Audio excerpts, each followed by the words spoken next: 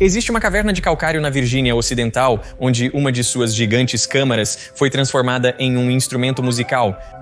Eles a chamam de órgão, mas não é como nenhum outro órgão no planeta. Ele depende de martelos eletromecânicos, parafusos de aço, captadores de guitarra elétrica e o principal material vibratório, o calcário. Tecnicamente, é mais referido como um litofone, o único do seu tipo no mundo, mas as pessoas por aqui simplesmente o chamam de órgão, então o produtor do Veritasium, Peter, foi conferir. Nós vamos para o chão, vamos lá. Ele pode me contar um pouco sobre a história deste lugar? Grutas de Lurai descobertas em 1878 e, na verdade, para o seu direito é onde eles entraram pela primeira vez. Não acredito. Em 13 de agosto de 1878, um grupo de caçadores sentiu uma brisa fresca vindo de um pequeno buraco no chão. Deixando suas espingardas de lado, eles começaram a cavar, fazendo um buraco grande o suficiente para o menor deles passar. Andrew e Quint tinham apenas uma vela para iluminar enquanto se abaixavam no buraco. Eles passaram os próximos meses explorando. Eles continuavam encontrando enormes cavernas interligadas por passagens estreitas. Os tetos e pisos estavam cobertos de estalactites e estalagmites. Eles até encontraram um lago subterrâneo. O sistema de cavernas no qual eles haviam tropeçado acidentalmente acabou sendo o maior do leste dos Estados Unidos, cobrindo 26 hectares. Agora é conhecido como as Cavernas de Lurai e é visitado por 500 mil de turistas a cada ano. Esse é o Lago dos Sonhos. Como essa água é calma e o reflexo algo realmente diferente. O órgão está em uma das áreas mais baixas. Está em uma sala chamada Catedral, uma sala muito grande. Sim, isso faz sentido. E eles costumavam ter danças lá embaixo, bailes. Eles costumavam chamar de salão de baile antes do órgão ser. Não acredito. Nos anos 20, as pessoas desciam aqui para bailes e danças. Bem, era um ótimo lugar porque era basicamente climatizado naturalmente. Sim, isso faz sentido. Meu Deus, você está brincando comigo? De jeito nenhum. Olha, isso é tão lindo. E ali está o painel de controle do órgão. Esse é o órgão. Você está realmente dentro do órgão agora. O órgão cobre 3,5 acres. Todas as notas estão espalhadas ao nosso redor. Claro, isso foi iniciado em 1954, primeiro tocado em 1957. Certo. Então levou 3 anos.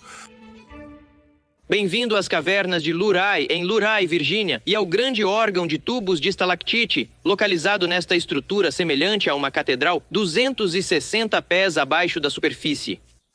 Este órgão é tão grande que você fica dentro dele, não diante. Em 1954, durante um tour pelas cavernas no aniversário de seu filho, Leland Sprinkle, um matemático do Pentágono, teve uma ideia. Durante o passeio, o guia carregava um pequeno martelo. Ocasionalmente, ele batia em uma estalactite produzindo um tom musical. Este foi o início do projeto de 3 anos de Sprinkle para transformar a caverna em um instrumento musical. Teremos o maior prazer em mostrar como fazemos música com as antigas estalactites ao nosso redor, já que você pediu. O que ele fez foi andar por essas cavernas com uma escada e equipamento de escalada e pequenos martelos e diapasões, e ele batia nas estalactites. E então, quando havia uma que estava perto o suficiente do tom de concerto que ele queria, ele pegava um moedor de disco e desbastava a estalactite até chegar ao tom que ele queria. Então essa deve ser a nota dó central.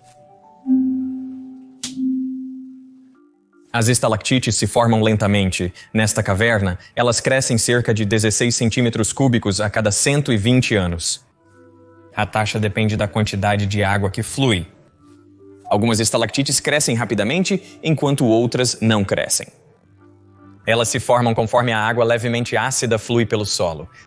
Ela dissolve o calcário e depois o redeposita quando entra em contato com o ar. Conforme a água goteja no chão, pode depositar calcário, formando uma estalagmite. Ao longo de milênios, a estalactite e a estalagmite podem se fundir, formando uma coluna. Ao tocar em uma estalactite, ela vibra em sua frequência de ressonância como um diapasão. Essa frequência depende do tamanho e da forma da estalactite. Estalactites maiores geram notas mais graves. e também depende do módulo de elasticidade do material. Neste caso, é tudo calcário. Então, para ajustar as frequências ressonantes, Sprinkle raspou um pouco do fim de algumas estalactites, colocando-as no tom de concerto. O órgão não estava conectado ao console durante a visita, então Peter não pôde tocá-lo. Rob Scallon, que tem um ótimo canal no YouTube, fez um vídeo sobre isso anos atrás. Perguntamos a ele como é tocar em uma caverna. É difícil de descrever a sensação de tocar em uma caverna.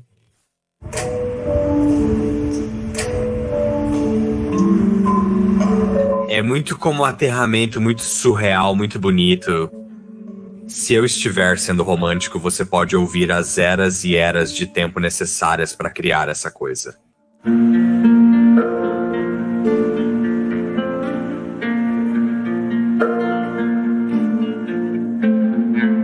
A caverna é claro que é enorme e todas as notas estão em lugares diferentes. Então algumas estão mais longe, algumas estão mais perto, algumas são amplificadas perto de você, algumas não são. E eu amo reverberação. E a quantidade de reverberação nesta sala é tão imensa e as notas são tão puras e bonitas e estão em lugares diferentes. Então elas têm diferentes reverberações. É um tipo de som assustadoramente bonito, como você pode ver.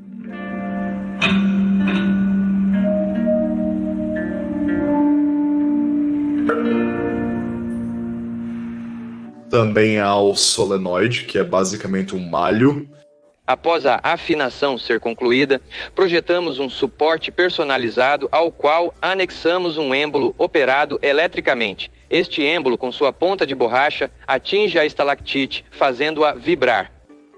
Como diferentes estalactites musicais estão longe uma da outra e seu volume é variável, Sprinkle amplificou as vibrações. Ao invés de usar microfones não tão robustos nos anos 50, ele adotou a ideia do captador de guitarra elétrica, tecnologia inventada na década de 30.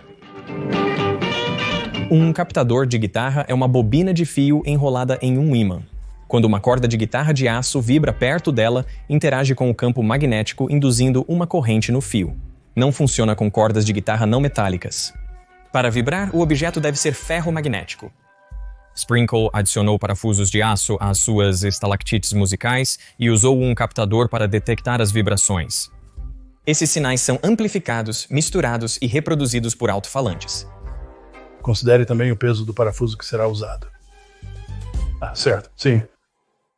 Mas os captadores de guitarra criaram um problema inesperado. Interferência de rádio. Não sei bem como funciona, mas uma das chaves captava uma estação de rádio local, transformando-a em um sampler. Foi uma parte muito divertida do vídeo e soou realmente legal. Isso pode ocorrer com instrumentos eletrônicos e até mesmo cavernas.